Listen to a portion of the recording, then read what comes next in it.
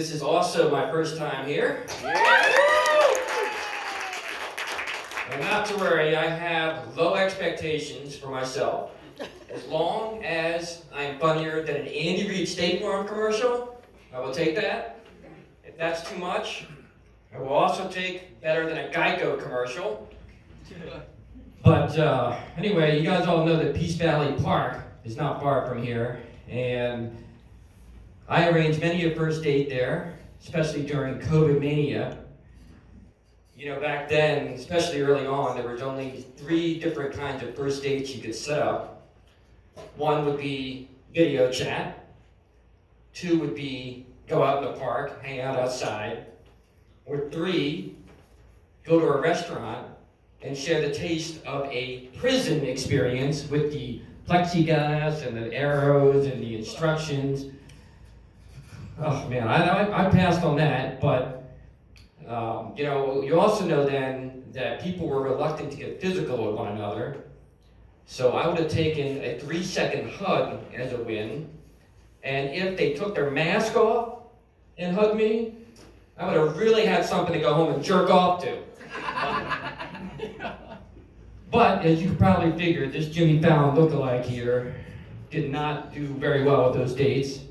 That's how I ended up on Valentine's Day, hanging out in my apartment, watching a hot love drama on a deserted island with Tom Hanks in a volleyball, talking about the movie Castaway. That's right, yeah. Speaking of movies, has anyone heard of the movie Quiz Lady? Here we go, there's one, okay. So I bring that up because it recently won an award for Best Television Movie, but my sister Jen, I'm proud to say, wrote it. And for those that don't know, thank you. For those that don't know, the movie is about a lady that gets on Jeopardy, played by Awkwafina. And my sister recently revealed that she wrote that movie based on her big brother being a Jeopardy whiz.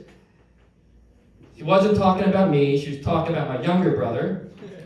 And he is a Jeopardy whiz, and very frustratingly so, because any time that we would play, I would be sitting there reading the question, and he had the answer like that. And it got to the point where I would have to look at him. You are in middle school. I am 4 years older than you and wiser. What the hell am I missing here? So I ended up watching Who Wants to Be a Millionaire. Multiple choice questions were fun anyway, right? Can't say. It's much easier. So, what is my claim to fame? All right, well, I got to go back to 1991 when I was at the Isle of Man, and me and my brother, we were a family. We went to see a parade, and me and my brother were jousting for a position. And my brother got annoyed and yelled out, "Rob, stop pushing me!" Well, it just so happened that Prince Philip, who was the husband to Queen Elizabeth, heard this and said, "Yes, Rob, do stop pushing on your brother." Can you imagine the whole world stopping and looking at you? Can you imagine that? That is what I felt in that moment when it happened. And of course, the next day, this made headlines in the British newspaper. Prince Philip tells American boys to stop pushing each other. Well, you know, today, with these exaggerated headlines, it would be more like Prince Philip goes off on American jackass. Something along those lines, you know.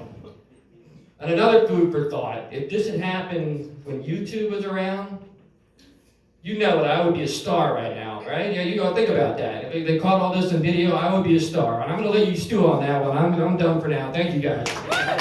Rob D'Angelo. Another first time. Good job, Rob.